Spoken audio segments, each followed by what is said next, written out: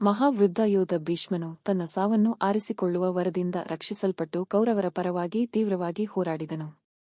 ಭೀಷ್ಮನು ಒಂದು ಕಾಲದಲ್ಲಿ ಮಹಿಳೆಯಾಗಿದ್ದ ವ್ಯಕ್ತಿಯ ಮೇಲೆ ಎಂದಿಗೂ ದಾಳಿ ಮಾಡುವುದಿಲ್ಲ ಎಂದು ತಿಳಿದಿದ್ದ ಕೃಷ್ಣನು ಶಿಖಂಡಿಯನ್ನು ಮುಂದೆ ಇಡಲು ಅರ್ಜುನನಿಗೆ ಸುಳಿವು ನೀಡಿದನು. ಇದರ ಲಾಭವನ್ನು ಪಡೆದುಕೊಂಡ ಅರ್ಜುನನು ಶಿಖಂಡಿ ತನ್ನ ಮುಂದೆ ನಿಂತಿದ್ದಾಗ ಭೀಷ್ಮನನ್ನು ಲೆಕ್ಕವಿಲ್ಲದಷ್ಟು ಬಾಣಗಳಿಂದ ಚುಚ್ಚಿದನು.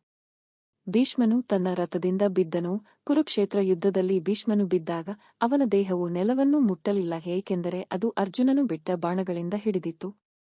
ಇದನ್ನು ನೋಡಿದ ಕೃಷ್ಣನು ಅರ್ಜುನನಿಗೆ ಭೀಷ್ಮನು ಹೆಚ್ಚು ಆರಾಮವಾಗಿ ವಿಶ್ರಾಂತಿ ಪಡೆಯಲು ಸರಿಯಾದ ಬಾಣಗಳ ಹಾಸಿಗೆಯನ್ನು ಮಾಡಲು ಸೂಚಿಸಿದನು. ಅರ್ಜುನನು ಆಳವಾದ ಗೌರವದಿಂದ ನೆಲಕ್ಕೆ ಬಾಣಗಳನ್ನು ಹೊಡೆದು ಭೀಷ್ಮನ ಕೆಳಗೆ ಬಾಣಗಳ ಹಾಸಿಗೆ ಮತ್ತು ದಿಂಬನ್ನು ರೂಪಿಸಿದನು. ಭೀಷ್ಮನು ಅರ್ಜುನನ ಭಕ್ತಿ ಮತ್ತು ಕೌಶಲ್ಯದಿಂದ ಸಂತೋಷಪಟ್ಟನು. ಈ ಬಾಣದ ಹಾಸಿಗೆಯ ಮೇಲೆ ಮಲಗಿ ಭೀಷ್ಮನು ತನ್ನ ದೇಹವನ್ನು ಬಿಡಲು ಶುಭ ಸಮಯ ಉತ್ತರಾಯಣಕ್ಕಾಗಿ ಕಾದರು.